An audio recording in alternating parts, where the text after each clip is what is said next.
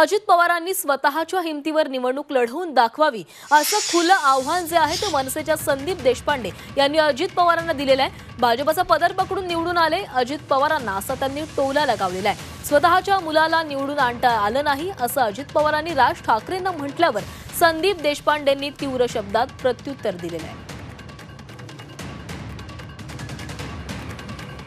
मनसेचे संदीप देशपांडे यांनी अजितदादांना थेट आव्हान दिलेलं आहे। स्वतःच्या हिमतीवर निवडणूक लढवून दाखवा असं आव्हान संदीप देशपांडे यांच्याकडून करण्यात आलंय।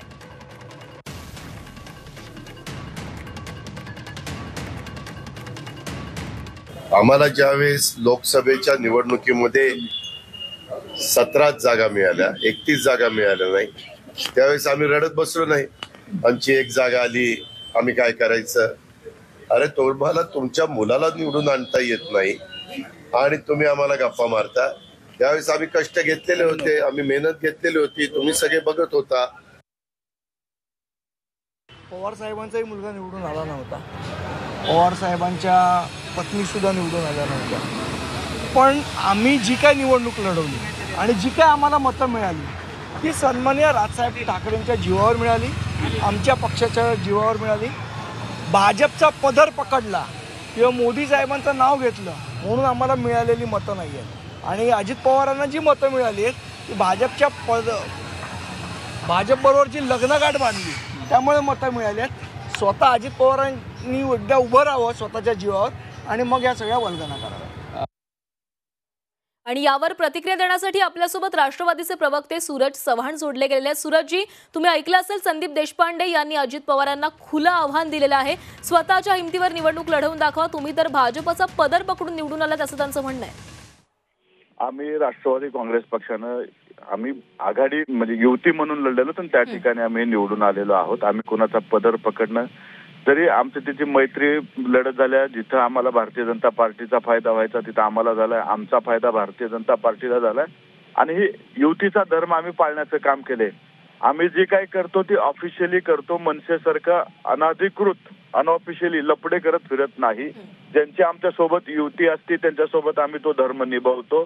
महाराष्ट्र नवनिर्माण सेना यांनी ठरवलं पाहिजे की नेमकं आपण कुठल्या पक्षासोबत आहोत। एकाच लग्न गाठ बांधायची दुसऱ्या सोबत संसार करायचा ही मनसेची प्रवृत्ती आहे, म्हणून लोकांनी त्यांना नाकारलेलं आहे आणि महाराष्ट्र नवनिर्माण सेनेचं राजकारण हे संधीचं राहिलेलं आहे। सूरजजी, तुमचं असं म्हणणं आहे की मनसेनं आपली भूमिका ठरवावी। आपण बघितलं असेल तर लोकसभेमध्ये राज ठाकरे यांची वक्तव्य काही वेगळी होती आणि विधानसभेमध्ये आता काही वेगळी वक्तव्य केली जातात, त्याच्यावर तुमची काय प्रतिक्रिया?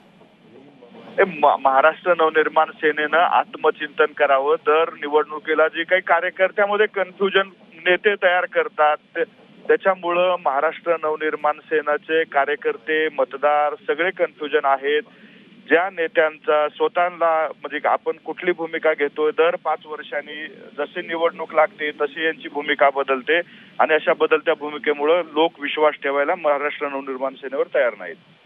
सूरजजी, आता संदीप देशपांडे यांनी हे खुलं आव्हान दिलेलं आहे की अजित पवार यांनी स्वतःच्या हिमतीवर निवडणूक लढवून दाखवावी। पालिका निवडणुका जवळ आलेल्या आहेत, एका बाजूला मनसे अशा प्रकारे तयारी करताय, बैठका घेताय आणि दुसऱ्या बाजूला खुलं आव्हान देखील देत आहे। महाराष्ट्र नवनिर्माण सेना काय आव्हान देते त्यांच्या आव्हानाला आम्ही किंमत देत नाही। मरण येत नाही म्हणून जिवंत असलेला तो पक्ष आहे आणि त्या पक्षाच्या आव्हानाकडे आम्ही फारसाने लक्ष देत नाही, त्यांना गांभीर्याने घेत नाही। हे एंटरटेनमेंट वाले लोक आहेत, सुपाऱ्या घेऊन वाजवणारे लोक आहेत, त्याच्यामुळं असल्या पक्षाच्या नेत्याकडे आणि अशा पक्षाच्या कार्यकर्त्याकडे आम्ही लक्षच देत नाही। धन्यवाद सूरजजी, तुम्ही दिलेल्या सविस्तर प्रतिक्रियेसाठी। तर मनसे नेते संदीप देशपांडे यांनी अजित पवार यांना हे खुलं आव्हान दिलेलं आहे। भाजपचा पदर पकडून राष्ट्रवादी निवडून आलेली आहे, त्यामुळे अजित पवारांनी स्वतःच्या हिमतीवर निवडणूक लढवून दाखवावी असं आव्हान जे आहे ते संदीप देशपांडे यांच्याकडून करण्यात आलेलं आहे।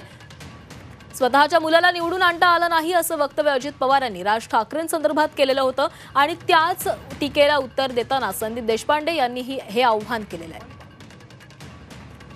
पण मात्र आपण मनसेच्या अशा आव्हानांना महत्त्व देत नाही असं उत्तर राष्ट्रवादीचे प्रवक्ते सूरज चव्हाण यांनी दिलेलं आहे।